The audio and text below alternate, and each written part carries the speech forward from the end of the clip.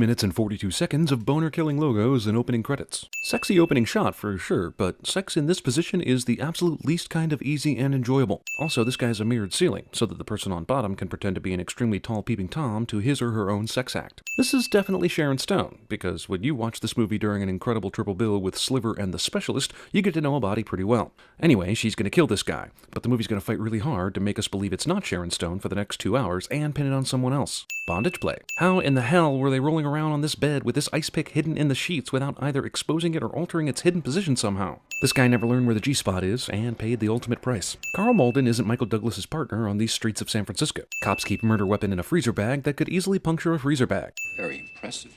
He got off before he got off. Hilarious, but she was clearly riding his dick when he died, which means his semen would have been inside her, and she would have had to do the shimmy hula shake on her way off the bloody bed for there to be semen stains everywhere. You're wasting your time. Catherine didn't kill him. Yeah, that's definitely not a statement worth following up on whatsoever. Just BFFs being BFFs. No one answers after 2 seconds of knocking, so naturally the cops go snooping around. Miss Trammell?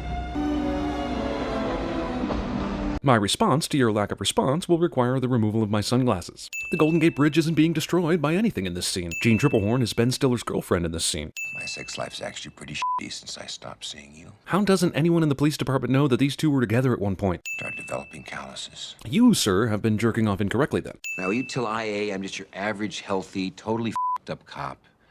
And let me out of here. Yes. Well, that was easy.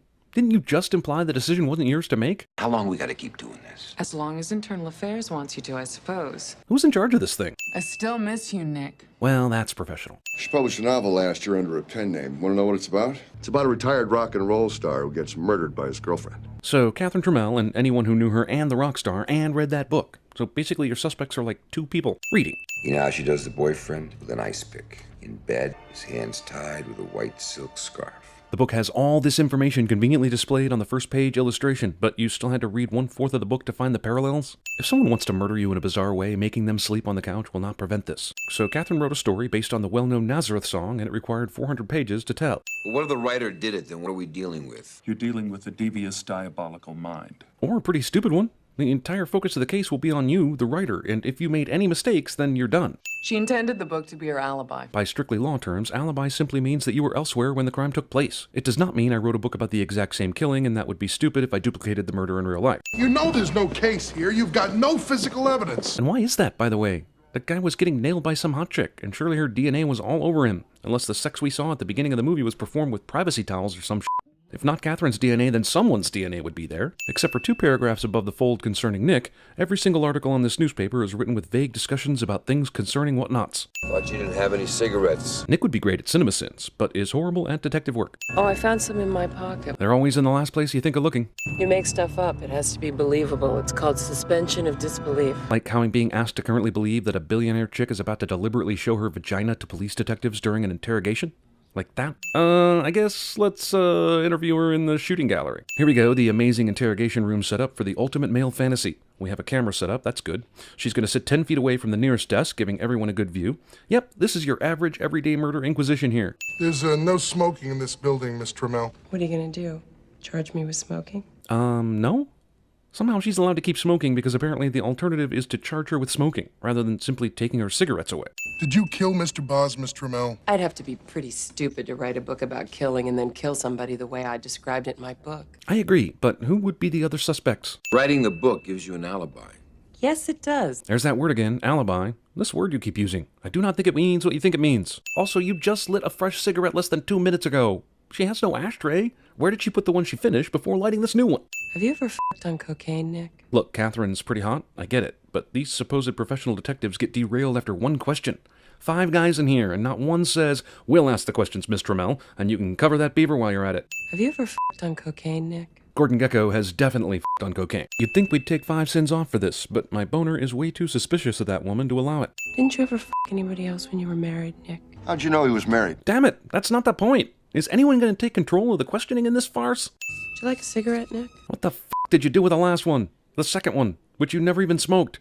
Wait here, please. Who's in the room zooming the camera to her face? It's either she's telling the truth or I've never seen anyone like her. Or polygraphs are notoriously unreliable. Huh, it was such a pretty day earlier. Now it's rainy. The world must be able to detect the perfect ambiance for whatever's happening in Nick's life. If I was guilty and I wanted to beat that machine, it wouldn't be hard. Oh, it'd be hard, all right. If you're beating it, it has to be. Oh, wait, you're talking about the lie detector test, aren't you? Never mind. No, Chucky, get me double blackjack in the rocks, please. Catherine's vagina is enough to get Nick back on the sauce. I haven't had a drink in 3 months. All right with you, cowboy? Fun fact, if you count up the number of times someone in this movie says shooter, hoss, or cowboy, you'll literally pass out before you finish. It's like a drinking game, only you don't even have to drink. Oh, Nick does. Hey, shooter. Now, are you back on the blackjack? Shooter? Coworker taunts alcoholic for being an addict. Here comes a shrink.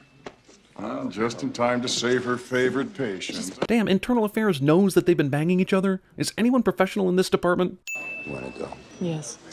And that, ladies and gentlemen, is how you close the deal. A sex scene that is virtually rape is about to happen here, but I'd like to point out that none of these people doing aerobics across the street see it happen for some reason. Cop slop. Nick is a dick to this chick shit. I'm pretty sure she just said no. So, sin for the guy continuing, or for the movie continuing. You pick. Michael Douglas. Man, that was some good sex. Let us now gather several pillows from the nearby couch, arrange them on the floor, and spoon. I met her at Berkeley. Why didn't you tell me? I'm telling you. Yeah, so this isn't suspicious at all. Nick's detective brain stops working completely, even post-coitus. This many cars are traveling this f***ing road this close together? Full f***ing shit. But still, hilarious. Is this how you tail people? And I don't know if you know this or not, Nick, but she knows what your car looks like. She's been in it, remember? There's pretty much no way he finds her now. She could have gone anywhere. I mean, come on. She got away. Shit. Dude, exactly how bad are you at copping? Have you ever thought of maybe parking the car further away and walking to the house so she doesn't see your car? Not breaking and entering. We find out later that Hazel Dobkins killed her husband and her 3 kids, but apparently gets out after 9 years of prison time. Andy Dufresne is pissed. Hazel Dobkins. You know her? Couldn't get it out of my head for years. You mean a murder case that's 36 years old and happened when you were, 11? Was in your head for years? Yep, all these newspapers have the same nonsense articles as the last one. How did Catherine learn so much about Nick with these articles? Your wife knew too. That's why she killed herself. Ah, surprise dead suicide wife. You're gonna make a terrific character, Nick. Casual lesbianism. Wait, that's not a sin. But my cliche male interest in seeing 2 hot women kiss is, so ding that shit. It's a confidential psychiatric record. It would be illegal. Because, as we know, you're all about keeping things on the up and up. Is this guy holding a f***ing gun to Nick's head? Is that really how cops break up fights between other cops?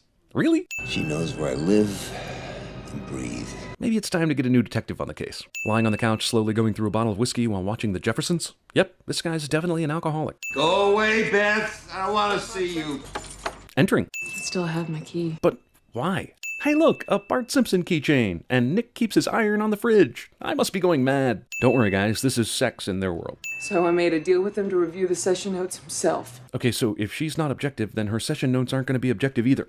So what did he hope to prove? Why didn't he get an independent therapist to check him out? This is what comes on after reruns of Jeffersons. Hellraiser. No way. Drunk driving. Okay, so Nilsson's dead. I have no clue why they'd call Nick in on this case. He's definitely not an objective person when it comes to this guy. Give me your gun, Nick. Yes, let's do this at the crime scene rather than, the police station and shit. Also, if you thought he might be involved with this, why didn't you arrest him at his house? This is perfect police procedure, I'm sure. Yes, Your Honor, I took the gun from Nick, not wearing any gloves, of course, and then I did the proper sniff test, and then gave it to someone else who probably pissed on it to see if it could hold urine. Michael Douglas isn't wearing a white dress, so we can see his junk when he crosses his legs in this scene. There's no smoking in this building, Detective. What are you gonna do, charge me with smoking? Wah, wah. Going after him before gets you off the hook for killing him. That's your alibi. Haha, no, it really doesn't. You're going on leave. For the possible murder, or the definite assault on the IA guy that dozens of people saw and he should have been disciplined for already. Thank you. It's the least I could do. For pummeling me against a chair a couple of days ago. What was she like in school? Hardly knew her. This guy is seriously a horrible detective to keep ignoring these clues about Beth that keep jumping up and down in his face. You stay in touch with Dr. Garner. It'll help on the evaluation. She killed him, Phil. Nick plays the pronoun game so that Lieutenant Walker thinks he means Beth, which is kind of clever, I'll grant, but it's still the pronoun game. Kmart, $1.65. I bet a bag of not solid ice would have been cheaper. It's about a boy who kills his parents. They have a play and he makes it look like an accident. They have a play? And he makes it look like an accident?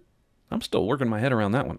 Does he kill his parents in a play? Also, shouldn't he already know about this book? Since, the investigation. Narc, 3 minutes of clubbing. Yep, she's sitting on the toilet in a nightclub. Cocaine, man, it's a hell of a drug.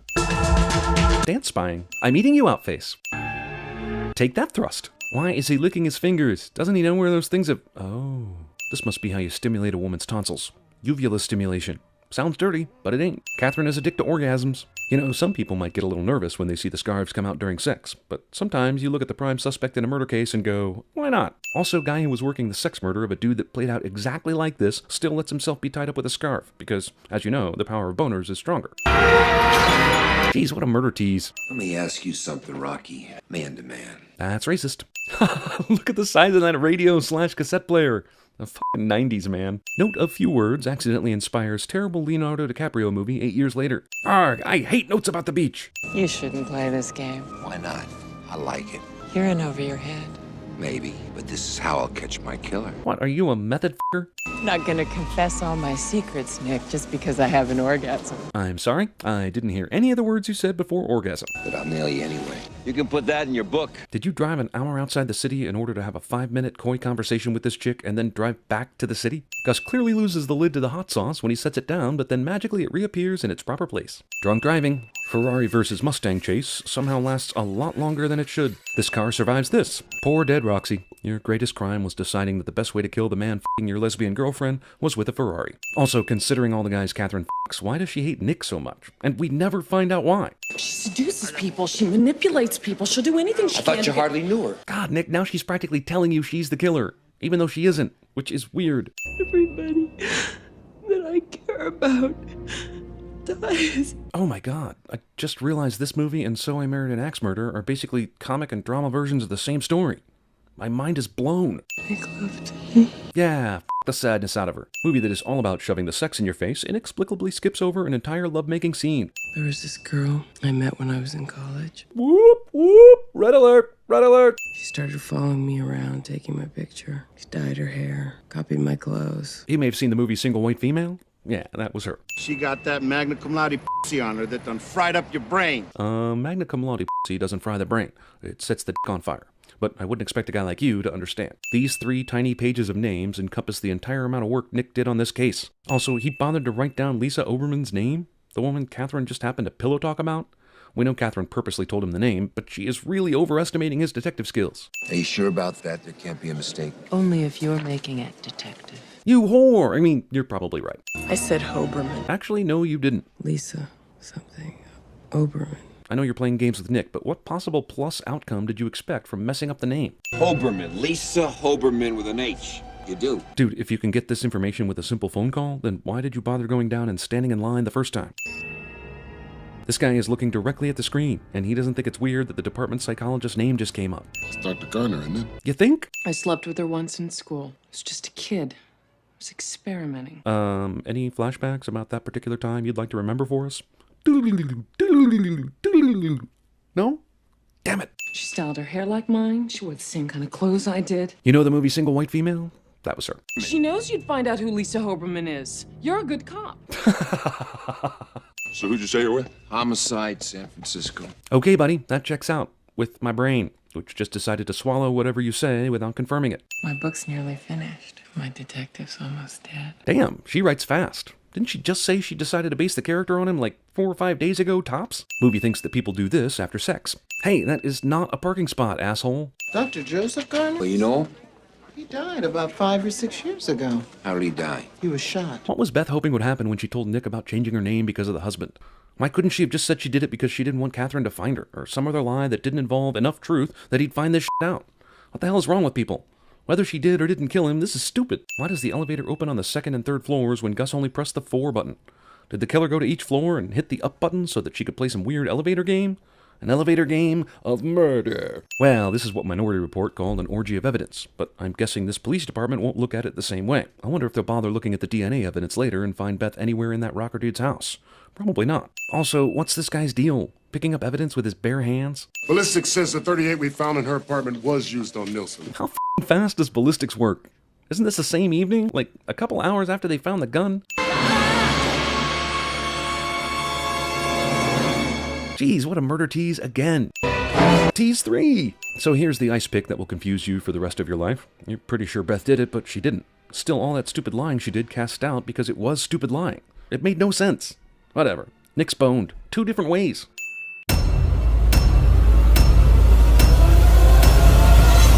Scum stains all. 'All over the sheets.